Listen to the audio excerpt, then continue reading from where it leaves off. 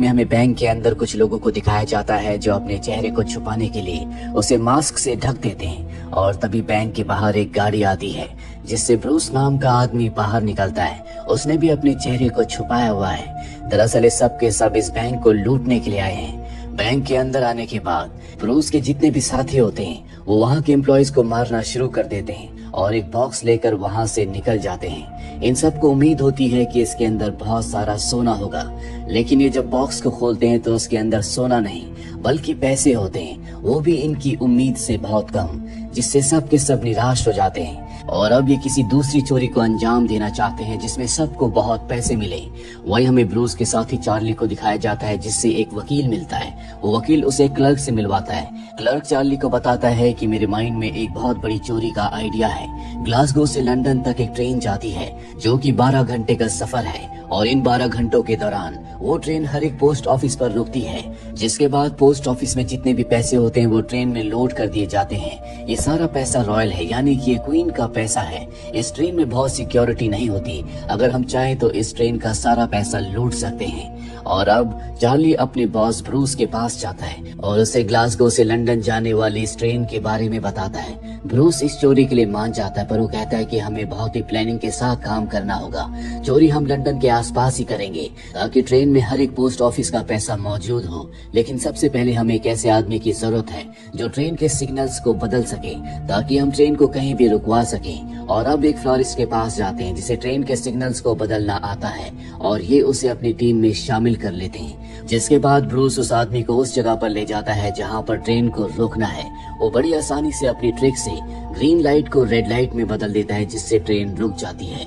वही हमें क्लर्क को दिखाया जाता है जिसने इस पूरी चोरी का प्लान बनाया है। वो चोरी की जगह से कुछ ही मील दूर एक छोटे से टाउन में जाता है जहाँ पर उन्हें घर पसंद आता है। दरअसल चोरी के बाद सारा पैसा वो इसी घर में रखना चाहते हैं, इसीलिए वहाँ की ओनर एक बूढ़ी औरत से वो इस घर को मुंह मांगे दामों में खरीद लेते हैं। लेकिन ब्रूस को अब भी अपनी टीम में 2 ऐसे लोगों की जरूरत है जिनमें से एक को ट्रेन चलानी आती हो और दूसरे को उस ट्रेन के बारे में पूरी नॉलेज हो जो ट्रेन पूरा पैसा लेकर लंदन जाएगी। इन्हें वो आदमी मिल जाता है जिससे ट्रेन चलानी आती है और अब ये सब के सब उसी घर पर आ जाते हैं जिस घर को क्लर्क ने उस बूढ़ी औरत से खरीदा है। इनकी पूरी टीम में 15 मेंबर्स हैं। ब्रूस सबसे कहता है कि यहाँ पर कोई अपने ग्लव्स को नहीं उतारेगा। मैं नहीं चाहता कि किसी की भी उंगलियों के निशान यहाँ पर रह जाएं और हम पुलिस के लिए कोई सबूत छोड़ें। अब इन्हें अपने 16वें मेंबर का इंतजार है जो इन्हें ट्रेन के बारे में इंफॉर्मेशन देगा। जल्दी इन्हें वो 16वां मेंबर भी मिल जाता है जो ब्रूस को इंफॉर्मेशन देते हुए बताता है कि 8 अगस्त को वो ट्रेन जिसका नाम रॉयल मेल है वो ग्लासगो से शाम को 7 बजे चलेगी और अगली सुबह 7 बजे वो लंदन पहुंचेगी। इस ट्रेन में टोटल 12 बोगीज हैं जिनमें से कुछ बोगीज के अंदर डाक विभाग का सामान है, यानी कि लोगों के लेटर्स हैं, लेकिन आखिरी 2 बोगीज के अंदर पैसे हैं। और अब वो दिन आ जाता है जब इन्हें चोरी करनी है, यानी कि 8 अगस्त सन 1963। ये सब के सब सुबह 3 बजे अंधेरे में उस ब्रिज के पास पहुंच जाते हैं जहां पर सिग्नल को बदलकर इन्हें ट्रेन को रुकवाना है। ये जगह लंदन से 40 किलोमीटर दूर है और अब ट्रेन आने वाली होती है। उससे पहले इनका साथी जिसे सिग्नल्स को बदलना आता है वो सिग्नल को बदल देता है, जिसके बाद ट्रेन रुक जाती है। पीछे से सब के सब ट्रेन में चढ़ जाते हैं। इस ट्रेन में कुछ ऐसी बोगीज भी हैं जिनमें नॉर्मल पैसेंजर्स हैं। ये उन बोगीज को ट्रेन से अलग कर देते हैं और अब इनके 2 साथी उस जगह पर आ जाते हैं जहां पर ट्रेन के पायलट्स हैं। ये उन्हें बुरी तरह से मारकर बंदी बना लेते हैं। इनकी टीम में जो मेंबर ट्रेन चलाना जानता है अब उसे उस जगह लाया जाता है जहां से ट्रेन को ऑपरेट किया जाता है, लेकिन वो ट्रेन को नहीं चला पाता। वो बताता है कि ट्रेन के इंजन में प्रेशर नहीं बन रहा।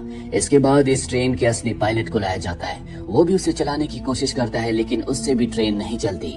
ये कोयले से चलने वाली ट्रेन है क्योंकि उस जमाने में इलेक्ट्रिक ट्रेन नहीं हुआ करती थी। और अब इन्हें समझ में आ जाता है कि जब इन्होंने पैसेंजर वाली बोगीज को अलग किया था तो इन्होंने ट्रेन के प्रेशर वाले पाइप को तोड़ दिया। इनके कुछ साथी उस जगह जाते हैं और उस पाइप को रिपेयर करते हैं, जिसके बाद ट्रेन चल जाती है। और अब ये ट्रेन को उस ब्रिज के पास ले जाते हैं जहां पर ब्रूस पहले से ट्रक्स के साथ इनका इंतजार कर रहा होता है। ये सब के सब ट्रेन की आखिरी बोगी में जाते हैं जहां पर बहुत सारे बॉक्सेस हैं। उन बॉक्सेस के अंदर पैसों के बैग्स हैं। ये एक चेन बना लेते हैं और उस चेन से बहुत जल्दी ये सभी पैसों के बैग्स को अपने ट्रक में लोड कर देते हैं। जिसके बाद ब्रूस ट्रेन के पायलट को कहता है कि अगर तुमने आधे घंटे से पहले ट्रेन को रोका तो मैं तुम्हें ढूंढकर कभी भी कहीं भी मार दूंगा। दरअसल उसने पायलट को धमकी दी होती है और अब ये सारे पैसों को लेकर उसी घर में आ जाते हैं जिस घर को इन्होंने इसी काम के लिए खरीदा था। ये सारा का सारा पैसा घर के अंदर ले आते हैं। ब्रूस पिछले 60 दिनों से लगातार इस प्लान पर काम कर रहा था, इसीलिए बहुत ज्यादा थक गया है। वो सोने चला जाता है, पर अगली सुबह जब वो उठकर आता है तो देखता है कि घर में पैसों का अंबार है। ये इतने पैसे होते हैं जिन्हें गिनना नामुमकिन है। ब्रूस को समझ में आ जाता है कि उन्होंने कितनी बड़ी चोरी की है और सरकार इन्हें इतनी जल्दी नहीं छोड़ेगी, क्योंकि ये क्वीन का पैसा है, ये रॉयल ट्रेजर है। इनके साथ जो बूढ़ा ट्रेन ड्राइवर होता है, ये उसे उसका हिस्सा देकर यहाँ से रवाना कर देते हैं। जल्दी चोरी की खबर पूरी दुनिया में आग की तरह फैल जाते हैं, क्योंकि ये क्वीन का पैसा है। इतनी बड़ी चोरी कभी नहीं हुई। रेडियो पर ब्रूस सुनता है कि किसी आदमी ने ब्रिज के पास आर्मी के ट्रक्स को देखा था, जिसका मतलब ये है कि जिन लोगों ने चोरी की है वो आर्मी के ट्रक में पैसा लेकर गए हैं। इसीलिए ब्रूस अपने साथियों के साथ मिलकर उस ट्रक को एक नॉर्मल ट्रक में पेंट कर देता है। पर जल्दी इन्हें एक और बुरी खबर मिलती है, जिसमें इन्हें पता चलता है कि पुलिस घटना स्थल से 30 मील की दूरी पर जितने भी घर हैं उनकी तलाशी ले रही है, जिसका मतलब ये है कि जल्दी पुलिस इनके घर तक पहुंच जाएगी। ब्रूस अपने साथियों के साथ मिलकर यहाँ पर जितने भी सबूत होते हैं उन सबको जला देता है। सबको उनके हिस्सों के पैसे मिल जाते हैं।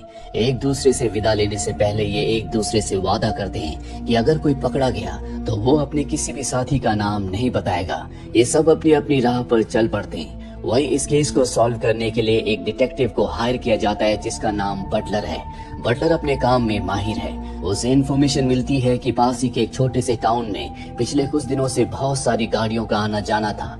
अमूमन उस टाउन में कभी गाड़ियां नहीं आती। वो समझ जाता है कि वहीं पर लुटेरों ने प्लानिंग की होगी। वो उस पूरे टाउन की तलाशी करवाता है और उस घर तक पहुंच जाता है जहां पर ब्रूस और उसके साथियों ने सारे पैसे को जमा किया था। वहां पर उसे सबूत मिल जाते हैं, क्योंकि वहां पर वो बैग्स होते हैं जिनके अंदर पैसे थे। साथ ही उन लोगों के ग्लव्स भी। यहाँ पर कुछ लोगों ने कभी ग्लव्स नहीं पहने थे, इसीलिए उनके फिंगरप्रिंट्स के निशान भी वहां पर होते हैं। जो सामान उन्होंने जलवाया था वो सामान भी पूरी तरह से नहीं जला था, इसीलिए बटलर के पास अब बहुत सारे सबूत हैं। घर के अंदर इन्हें एक लॉकेट भी मिलता है जो उसी फ्लारिस्ट का है जिसने ट्रेन के सिग्नल को बदलकर ट्रेन को रुकवाया था। ये उस लॉकेट की मदद से उसके घर तक पहुंच जाते हैं, जहां पर इन्हें वो पैसे भी मिल जाते हैं जो ट्रेन से चोरी हुए थे। वो अपने गुनाह को कबूल कर लेता है और बताता है कि मैं भी उस रॉबरी में शामिल था, लेकिन मैंने चोरी नहीं की। मेरा काम बस इतना ही था कि मुझे ट्रेन के सिग्नल को बदलकर ट्रेन को रुकवाना था। वो सारे के सारे चोर कहाँ हैं, वो कौन है, मुझे इस बारे में कुछ नहीं पता। वही फॉरेंसिक टीम को घर के अंदर जो फिंगरप्रिंट्स मिले थे उनमें एक प्रिंट ब्रूस के दोस्त चार्ली के भी होते हैं, जो पहले भी जेल जा चुका है। बटलर को समझ में आ चुका है कि इस पूरे प्लान में चार्ली भी एक खास किरदार था और ये एक बहुत बड़ी लीड होती है। ये उसे ढूंढना शुरू कर देते हैं और जल्दी चार्ली को पकड़ लेते हैं। दरअसल इनके गैंग के जितने भी मेंबर्स थे उन सब ने कोई ना कोई गलती की थी।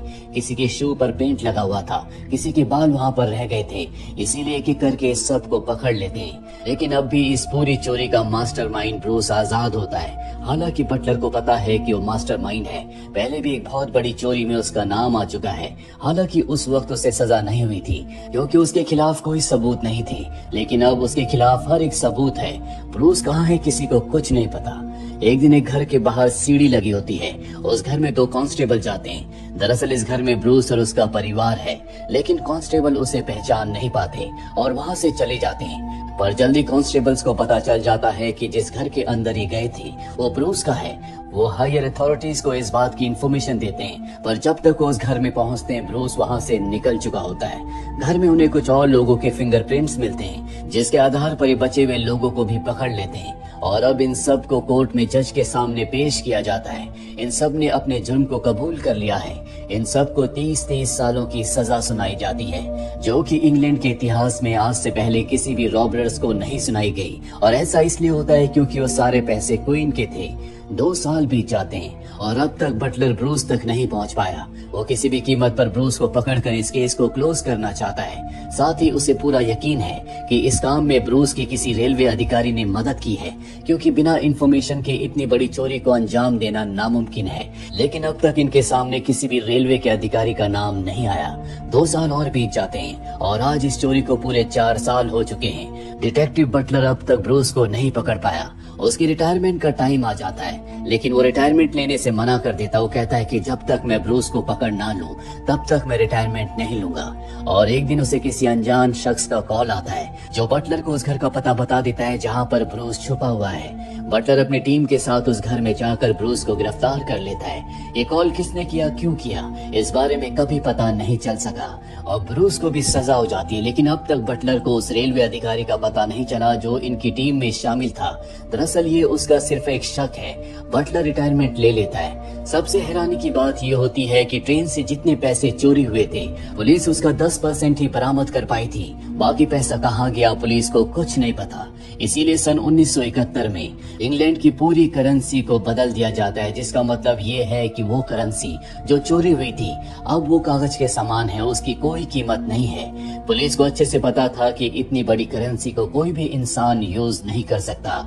अब कई साल बीत जाते हैं। 16 लोगों में से 12 लोगों की मौत सजा के दौरान ही हो जाती है। 4 लोग रिहा हो जाते हैं, जिसके बाद ब्रूस के पास कुछ फिल्म मेकर्स आते और कहते हैं कि हम तुम्हारी कहानी पर, तुम्हारी चोरी की जो वारदात थी उस पर एक डॉक्यूमेंट्री बनाना चाहते हैं, लेकिन हम ये तभी बनाएंगे जब हमें तुम पूरी सच्चाई का बताओगे। उनका मतलब उस रेलवे अधिकारी से भी था जो कि इस पूरे के पूरे प्लान का सबसे बड़ा मास्टरमाइंड था। ब्रूस उनकी बात मान जाता है। दरअसल ब्रूस ने उस रेलवे अधिकारी से वादा किया था कि वो उसका नाम कभी नहीं बताएगा, इसीलिए उसने उसका नाम कभी नहीं बताया। पर अब उस अधिकारी की मृत्यु हो चुकी है, इसीलिए ब्रूस उसका नाम बताने के लिए तैयार हो जाता है। जिसके बाद इस सच्ची घटना पर डॉक्यूमेंट्री बनती है। लेकिन आज तक ये पता नहीं चल पाया कि उस 90% पैसे का क्या हुआ जो पुलिस को, सरकार को कभी मिला ही नहीं। आपको क्या लगता है, क्या करेंसी बदलने से पहले उस सारे पैसे को इस्तेमाल कर लिया होगा या वो सारा पैसा रद्दी बन गया होगा? कमेंट बॉक्स में जरूर लिखें। उम्मीद करते हैं कि ये सच्ची कहानी आपको पसंद आई होगी।